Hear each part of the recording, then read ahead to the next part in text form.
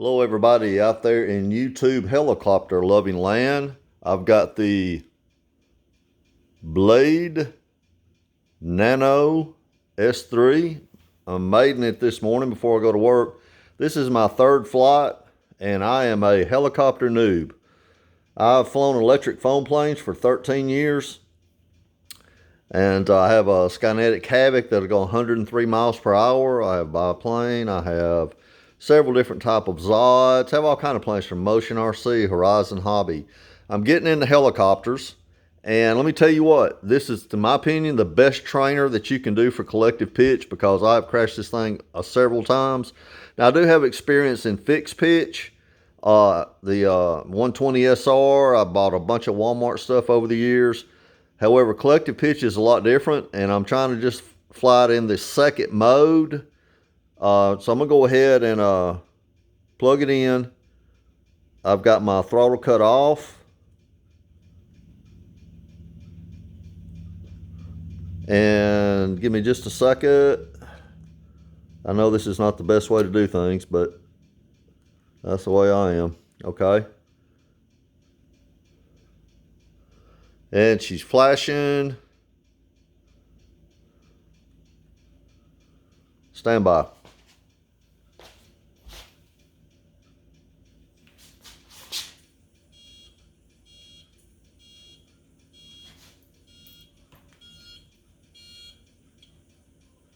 She wanted me to put her down on the floor, apparently. So I'm still learning, and you know, it's not good to hold a helicopter like that. Now it's in, basically at the moment, the green means that it's in, basically fixed pitch. You go one switch down, it'll go blue. See how I just went blue? Kind of looks purple.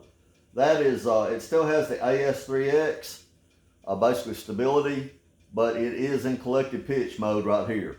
Now when you go one more switch, that red, that means you are in 100% collective pitch.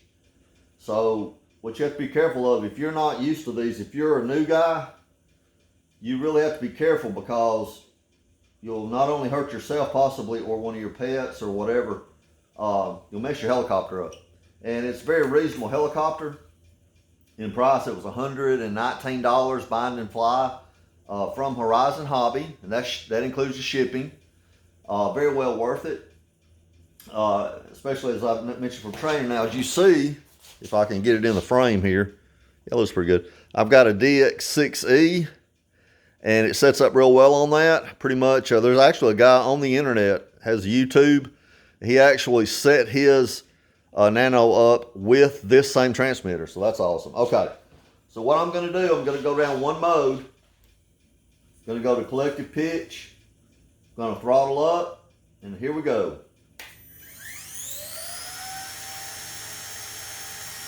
So you basically give it a little bit up collective, and what I'm trying to do right now is just learn how to hover. I mean, I know how to hover. I've flown the fixed pitch off and on for a few years. The problem, collective pitch, is you have to put your throttle control, which is your left thumb, I believe it's mode 1.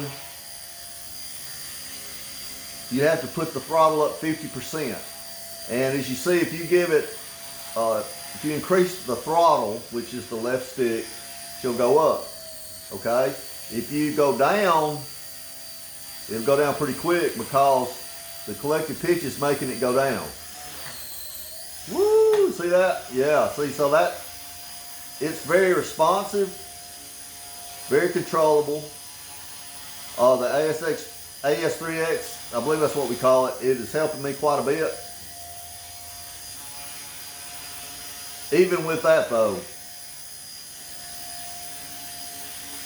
And she's drifting a little bit to the right. So, whoa, hang on. Ow, uh-oh. Stand by. It went under my couch. There you go. This is a very durable helicopter. It's hit so many things. But I have a kill switch. So I hit that kill switch and that'll throttle it down. So we'll see how she took that impact. I'm back to mid-range on my throttle. See, on collective pitch, I'm gonna show you. Let me see, get a good angle. Normally when you fly an airplane, that's off throttle. You know, if you go all the way up, that's full throttle. In fixed pitch helicopters, it's the same thing, like an airplane. That's off, that's all the way full throttle. Collective pitch, you have to go 50% like that. That's the hard part to get used to, because when you get out of control and you want to lower your helicopter, you tend to make it, you want to cut your throttle off like your airplanes and your fixed pitch helicopters. You do that and that slams it to the floor. That's bad. So I would rather learn on a $100 helicopter than a $500 one, and you won't learn on one. As a matter of fact, you'll tear the crap out of it the first crash. So at any rate, we're gonna get started. Gonna go back, gonna start her again. Here we go. We'll see how she took that crash. I'm gonna throttle up. Took it really well. Give it a little bit up, collective. There we go, look at there. Uh-oh. She holds the hover really good. You can make it go up and down. That's pretty cool. I like that. Woo! Man, I tell you what, it's really exciting when you can kind of get a little better. And you know, this is my first time, only my third flight with a collective pitch helicopter. And back in the day, I'm 64 now. When these helicopters, people were rocking them 20, 30 years ago, no, you couldn't really even afford them before they started making these. Collective pitch is not easy without some stabilization. Now I'm gonna set her back down on the floor, back about 50%. Now I'm gonna go up another mode, it's gonna go red. That mode right there, that is 100% 3D. And I'm gonna try it, but I may kill it real quick. We'll see what happens. All right, she's low. Oh, boy, gotta take it off quick. Woo! Oh, oh, okay. She just went down. We've had another crash. She's under a chair. Call the FAA. They're gonna wanna check my pilot ID. And one good thing about these are way under the weight limit, of course. They're only like, oh my gosh, I think the limit's 250 grams. This is like 50 grams or something like that. You don't have to have any remote ID for this, but I was just kidding. So I'll always get your props straight like that. Less stress on the helicopter. Don't start your helicopter like that. Don't do that. Let me see if I'm still recording. Yeah, almost 8 minutes.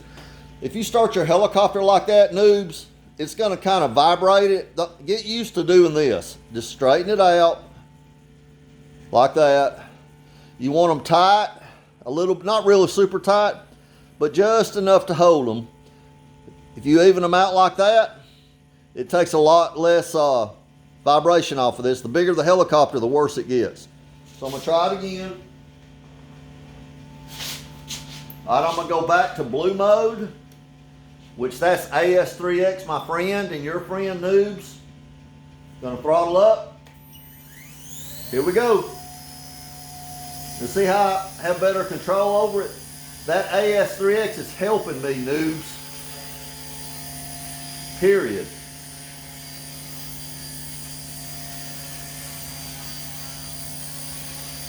Whoa. You can basically hover after some practice. You get it trimmed a little bit. It don't take a lot of trimming, just a little bit. But a helicopter, noobs, is always going to move. It doesn't have a GPS, so it's going to move around, and it's going to drift a little bit. You just have to kind of adjust for that. You're always adjusting. If you have any questions, if you're a noob on helicopters, you're trying to learn, feel free to YouTube me. I'm very open about trying to talk about it, trying to do what I can do to help you. A lot of jerks out here, a lot of trolls, but I'm not that guy. I love RC anything. And like I said, I've owned my share of Walmart helicopters. That's a joke. But when I was trying to learn even how to fly them, that was the way I kind of learned. I don't do simulator. And I've got to go to work. I'm going to be late. I drive a tour bus, and they had a quick call in today. It's, I believe, September 8th, 2023, a football game. Anyway, at any rate, I'm going to load everything up and take it on the road with me. But look how that hovers. That, whoa, ha ha. That almost got me. You get quite a bit of life out of your little old batteries. So it's a wonderful helicopter. I can't brag on this enough. And for $119 bind and fly, you can also get a ready to fly.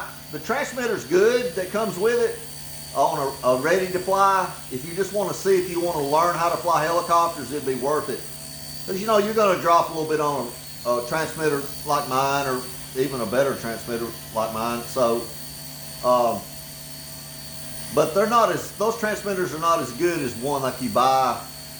It actually fine tunes the movements. It's a lot more precise. But you know, you got to learn how to hover. Then you got to learn how to move around. You got to get your orientation. You know, like, I mean, I'm barely. Whoa! I can't even. I'm trying to still learn. I'm trying to fly in collective only. Period. That's the blue, and it holds your head speed, so you don't have to really fool that much. I'm just not real good at turning. Oh, whoa. Okay, don't panic, Whoa. Oh, don't panic. Whoa, okay. Woo, just one little turn like that in collective. You see how I'm learning? You know, but it saves you in the blue mode. That's what you want to fly in, noobs, to be collective. And you just practice, and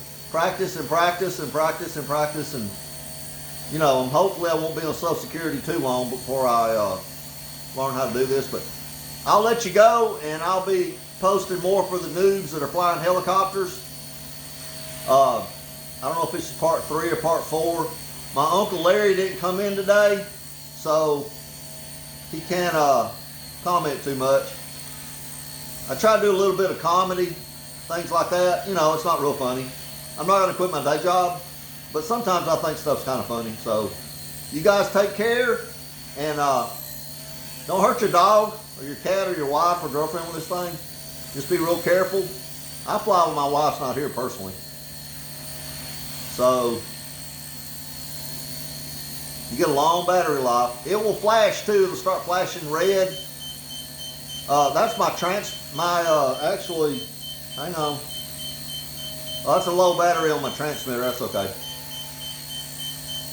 All right, I'm gonna set it down. We're gonna come down. You do negative, collective. It's like turning your throttle off, but do it gently, because it'll slam her like that. So, oh no. All right, here we go. Coming in. Permission to land. Once you touch, hit that throttle kill. Look at there. Another successful flight by Captain John. Oh, it won't stop. Hang on a second. All right, we're just going to have to go off with the beeping sound. You guys take care. This is Captain John. Shout out to Motion RC2. Y'all take care. Old man doing stuff down here in Prattville, Alabama. Y'all take care. Bye.